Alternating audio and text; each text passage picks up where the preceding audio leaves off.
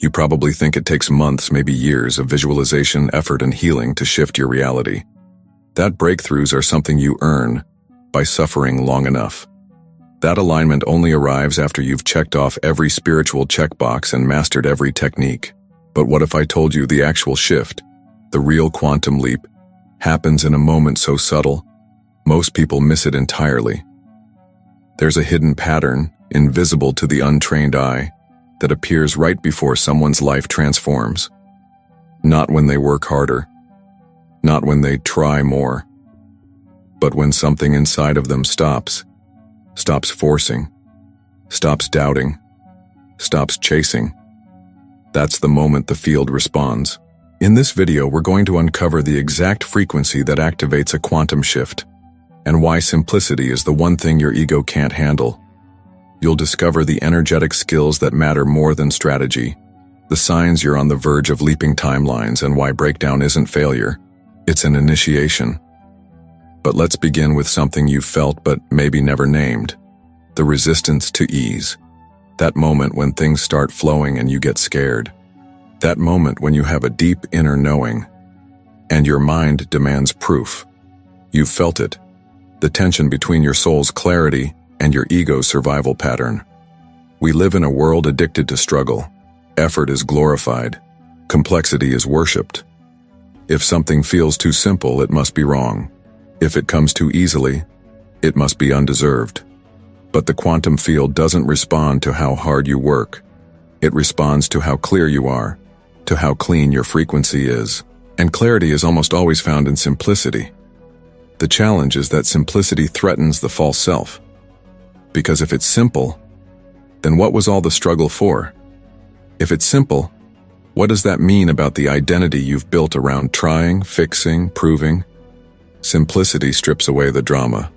And when there's no more drama, there's nothing left to hide behind. This is why most people unconsciously sabotage their own shifts. Not because they're broken, but because they're afraid of how quiet the truth really is. They expect lightning. They get stillness, they want fireworks, the field gives them silence. But in that silence is where the shift lives. The quantum field is always mirroring. It's not waiting for your next affirmation. It's vibrating with your current identity. And the moment you drop the need to force, and you simply become, the feedback loop changes. You stop waiting for the external to validate the internal. You stop adjusting your frequency to your circumstances. Instead, you begin to hold your tone no matter what.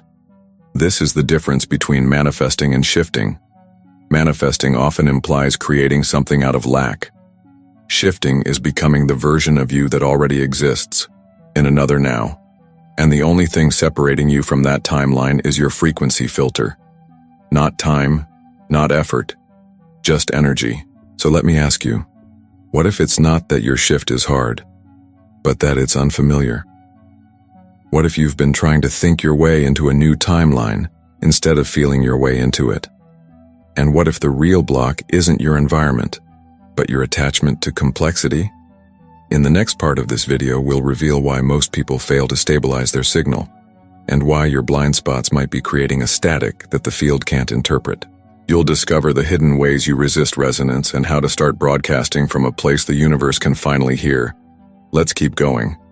Because this simplicity, it's your portal, and once you feel it, everything changes. If the quantum shift is so simple, then why do so few people experience it? Why does it feel like some invisible wall keeps you looping in the same emotional patterns, even when you know better? Why do your efforts plateau right when you think you're getting close? It's because simplicity requires something far more demanding than effort. It requires awareness, and awareness, without the safety net of complexity, can feel terrifying. When things are complicated, you can blame the tools, the method, the process. When it's simple, there's nowhere to hide. The spotlight turns inward, and you're left with one question: am I really ready to shift? Let's start with what's blocking most people from holding the right frequency: blind spots. These are not flaws. They're patterns you're too close to see. Emotional reflexes you've normalized. Narratives you've repeated so often, they now feel like truth. But here's the thing. The quantum field doesn't respond to what you consciously want. It responds to what you unconsciously are. So while your mind is visualizing abundance, your frequency might still be coded in scarcity, not because you're not trying, but because you've never questioned your default signal. Take a moment to feel into that. What do you broadcast when no one is watching? What's the emotional climate of your inner world when you're not doing the work? That's your real frequency. That's what the field is picking up. This is where the first true mastery skill comes in. Self-awareness. And I'm not talking about journaling or daily reflection alone. I'm talking about cultivating the kind of awareness that watches your thoughts while they're happening, without judgment, without fixing. The kind of awareness that recognizes when you're reacting from survival and chooses not to collapse into it. The next shift is even harder. Radical responsibility. This is where your frequency starts to clean itself.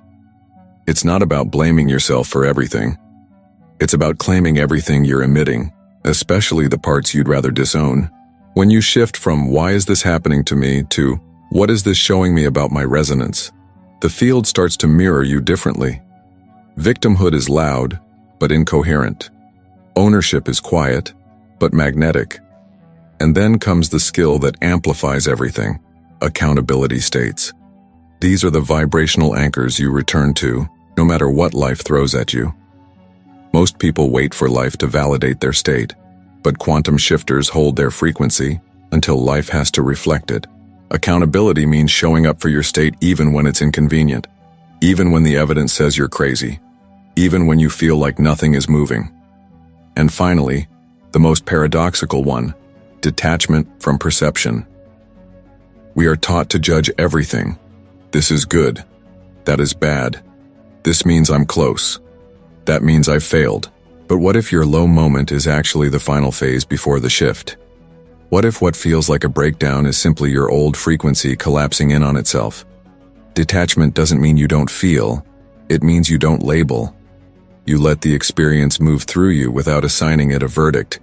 Because the quantum field is not linear. The darkest moment might be the exact calibration required for the light to land. You're not just learning to think differently. You're learning to hold your vibration as if it were the only truth. And that takes courage. It's easier to distract yourself with methods and mantras. It's harder to sit in stillness and admit, "I've been looping because I'm still filtering life through old stories." The quantum shift isn't complex, but it's surgical. It cuts straight through illusion. It exposes the parts of you that still need chaos to feel alive. And it asks, will you finally let those pieces rest? In the next part, we'll dive deep into the moment right before the shift. That strange energetic tension that builds when your old identity begins to collapse and your new timeline is within reach. Most people misinterpret this as failure. But if you know what to look for, you'll realize it's the threshold of your breakthrough. Stay close, because what's coming next is where the old timeline ends and your true frequency begins. There's a moment, subtle, disorienting, and often misunderstood, that almost always comes right before a true quantum shift. It's the moment when the old timeline begins to loosen, but the new one hasn't anchored yet. You feel suspended, like you're standing in a hallway between two realities. The past no longer fits, the future isn't clear, and everything inside you is screaming to do something, when in truth, you're right on the edge. This space is sacred, but it doesn't feel that way. It often shows up as confusion, fatigue, misalignment, even despair. You might feel like you're failing, like the path you were so sure about suddenly vanished, like your vision is breaking down instead of coming alive. And if you don't know what's happening, you'll misread this as a sign to turn back, to shrink, to try harder, or worst of all, to doubt yourself. But here's the truth. This is not a collapse. This is a calibration. Before any quantum jump, your field has to let go of its current coherence pattern. Think of it like detuning from one radio station before locking into another. There's static in between. That static feels like disorientation, like emotional noise, like the impulse to run, but it's not a warning. It's a threshold. The old frequency can't hold your next chapter. That's why it feels like things are falling apart. What's really happening is this. The energy that held your old identity together is disassembling. The beliefs, habits, and energetic loops that defined who you were are losing their charge. And without that charge, your ego has nothing to grip. So it panics. It creates fear, doubt, restlessness. That's not a mistake. That's the ego trying to pull you back into the loop. This moment right before the shift is where most people quit, not because the field says no, but because they interpret the friction as failure, instead of as the friction of transformation. The truth is, if it feels shaky, you're close. If things seem uncertain, you're almost there. Because what you're really experiencing is your frequency shedding everything that no longer aligns. This is why the skill of detachment is so vital. If you judge this transitional space too soon, you'll assign it a meaning that pulls you backward. You'll call it wrong. You'll name it stuck. You'll claim it as proof that nothing is working. And the moment you do, you stabilize the old pattern again. But if you can stay centered, not in effort, but in awareness, something begins to shift under the surface. The chaos softens, the edges dissolve. You begin to feel, not force, your way forward. That's when you become magnetic, not because you're trying, but because you've stopped leaking energy in the form of resistance. Right before the shift, your nervous system is learning to hold more power. And that power doesn't come from intensity, it comes from coherence. When you choose to stay present in uncertainty, without labeling it, your field organizes itself around your stillness. That's the moment the quantum responds. So what can you do in that space? Nothing. In the traditional sense. This isn't the time to fix, hustle, or push. This is the time to tune. Breathe into the discomfort. Observe the stories. Soften the timeline. Your job is not to force a new reality. Your job is to become available for it. That's the real shift. Not controlling the outcome, but surrendering into the vibration that already contains it. Now we'll break down exactly how the field reads your signal, and why what you think you're emitting might not be what the field is actually receiving. We'll also explore how to clean your resonance so you can match the life that's already waiting in the quantum. You don't need to push harder. You just need to hold your signal even when nothing makes sense, especially then. That's when the portal opens. That's when reality bends. And that's when your shift becomes inevitable. Let's talk about signals. You've likely heard that the quantum field responds to frequency, not words. But here's what most people don't realize. Your energy is always broadcasting, whether you mean it to or not. And what you're broadcasting isn't your intention. It's your embodiment. You can say you're ready. You can write affirmations, meditate, even visualize every detail of your dream timeline. But if underneath all of that your signal is laced with doubt, urgency, fear, or performance, that's the true message the field is receiving. And the field? It doesn't respond to language. It mirrors resonance. So what does that really mean? It means your inner world is your only strategy. Your nervous system is the instrument that tunes your life. And coherence, that deep, unshakable alignment between thought, emotion, and state, is the key signature the quantum field listens to. Coherence doesn't require perfection. It requires presence. Think of it like tuning a radio. If you're even slightly off the station, all you get is static. You might hear a word here, a melody there, but it's fragmented, distorted. The same is true for your field. When your frequency is filled with contradiction, wanting but not believing, asking but not receiving, speaking but not feeling, your signal comes through unclear, incoherent. And incoherence gets one response from the field: delay. This is why quantum shifting isn't about doing more. It's about cleaning the signal. And cleaning doesn't mean censoring your feelings. It means aligning them. It means owning your energy so fully that there's no split between your intention and your embodiment. But here's the catch. Most people try to force coherence. They try to think their way into a feeling. They analyze their vibration, overprocess their blocks, micromanage their inner state like a project. But coherence doesn't come from control. It comes from surrender. You can't fake resonance. You can't intellectualize your way into magnetic alignment. You feel your way there by softening into the truth of who you already are. So what creates that level of resonance? Clarity, stillness, honesty, choosing to embody what you want before it shows up. Not in performance, not in delusion, but in calm certainty. This is the energetic signal the quantum field responds to. I already am, I already hold, I already resonate. Not because it's here, but because it's true. And this is where your field begins to shift. Not from effort, not from striving, but from attunement. When your nervous system begins to trust your frequency, it stabilizes.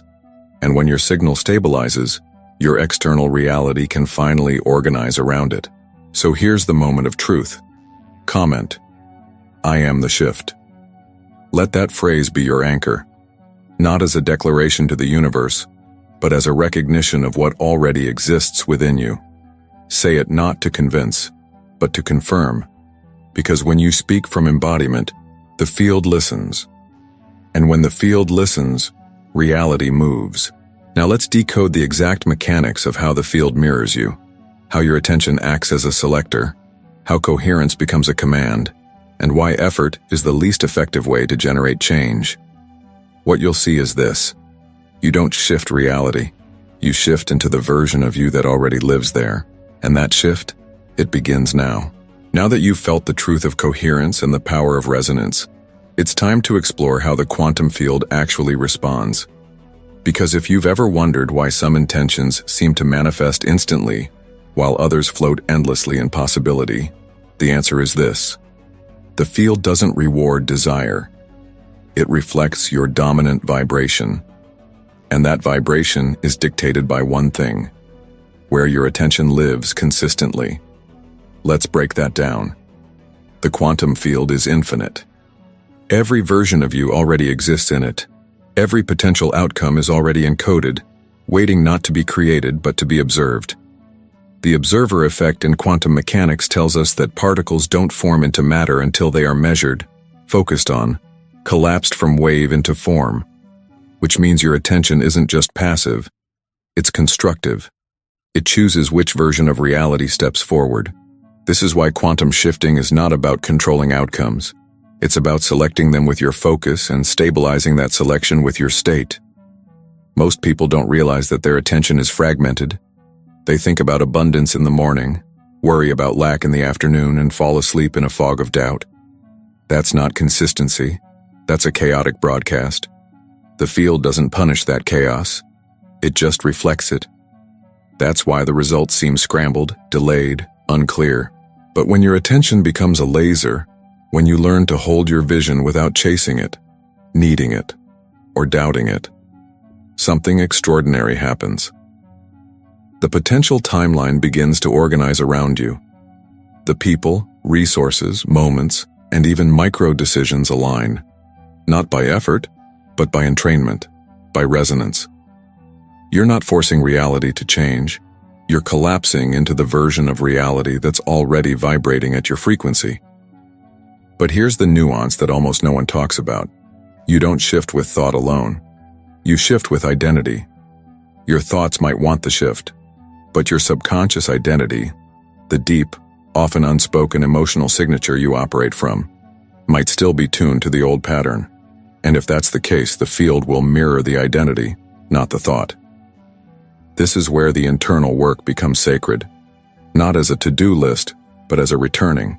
Every time you bring yourself back to coherence, not from fixing but from remembering, you reinforce a new identity, not an identity you're trying to become, but one that already exists inside you, waiting for permission to lead. So ask yourself, who are you being right now? Not in performance, not in effort, but in tone, in truth, in stillness. Because that version of you, the one already living the life you've been visualizing, is not waiting. It's available, and you access it not by reaching but by receiving. In our final chapter, we'll crystallize this journey. You'll learn how to fully integrate quantum shifting as a natural process, not something you do, but something you live. We'll also decode the final key to stabilizing your new timeline so it doesn't just appear temporarily, but becomes your new normal. Stay close. The shift isn't ahead of you. It's already happening. Let's bring it all home. You now understand that the quantum field doesn't respond to effort. It responds to coherence. It doesn't care what you say you want. It reflects what you consistently are. And the shift? It's not out there. It's within. Simpler than anyone dares to believe. So simple, in fact, that the ego often overlooks it, dismisses it, or tries to complicate it. But here's what those who actually shift, those who live new timelines, know. The simplicity isn't a trap. It's the truth. And the reason so few stabilize in their new reality isn't because